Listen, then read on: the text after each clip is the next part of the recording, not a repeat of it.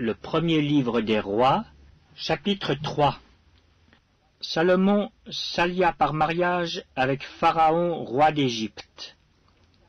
Il prit pour femme la fille de Pharaon, et il l'amena dans la ville de David, jusqu'à ce qu'il eût achevé de bâtir sa maison, la maison de l'Éternel, et le mur d'enceinte de Jérusalem. Le peuple ne sacrifiait que sur les hauts lieux, car jusqu'à cette époque il n'avait point été bâti de maison au nom de l'Éternel. Salomon aimait l'Éternel et suivait les coutumes de David son père. Seulement c'était sur les hauts lieux qu'il offrait des sacrifices et des parfums. Le roi se rendit à Gabaon pour y sacrifier, car c'était le principal des hauts lieux. Salomon offrit 1000 holocaustes sur l'autel. À Gabaon, l'Éternel apparut en songe à Salomon pendant la nuit, et Dieu lui dit, « Demande ce que tu veux que je te donne. » Salomon répondit, « Tu as traité avec une grande bienveillance ton serviteur David, mon père, parce qu'il marchait en ta présence dans la fidélité, dans la justice et dans la droiture de cœur envers toi. Tu lui as conservé cette grande bienveillance, et tu lui as donné un fils qui est assis sur son trône, comme on le voit aujourd'hui. Maintenant, Éternel, mon Dieu, tu as fait régner ton serviteur à la place de David, mon père. Et moi, je ne suis qu'un jeune homme, je n'ai point d'expérience.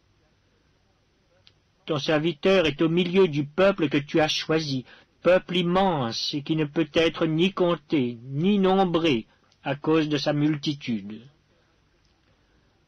Accorde donc à ton serviteur un cœur intelligent pour juger ton peuple, pour discerner le bien du mal. Car qui pourrait juger ton peuple, ce peuple si nombreux? Cette demande de Salomon plut au Seigneur, et Dieu lui dit, « Puisque c'est là ce que tu demandes, puisque tu ne demandes pour toi ni une longue vie, ni les richesses, ni la mort de tes ennemis, et que tu demandes de l'intelligence pour exercer la justice, voici, j'agirai selon ta parole.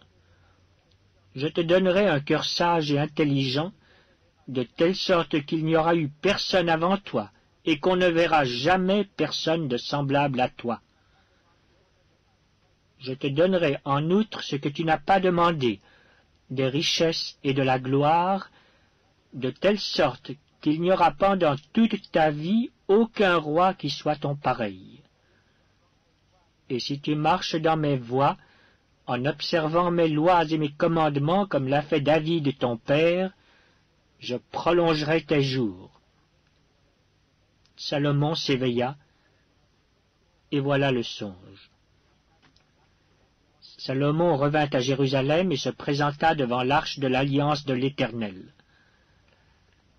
Il offrit des holocaustes et des sacrifices d'action de grâce, et il fit un festin à tous ses serviteurs. Alors 2 femmes prostituées vinrent chez le roi et se présentèrent devant lui. L'une des femmes dit, « Pardon, mon Seigneur, moi et cette femme nous demeurions dans la même maison, et je suis accouché près d'elle dans la maison. 3 jours après, cette femme est aussi accouchée. Nous habitions ensemble. Aucun étranger n'était avec nous dans la maison, il n'y avait que nous 2.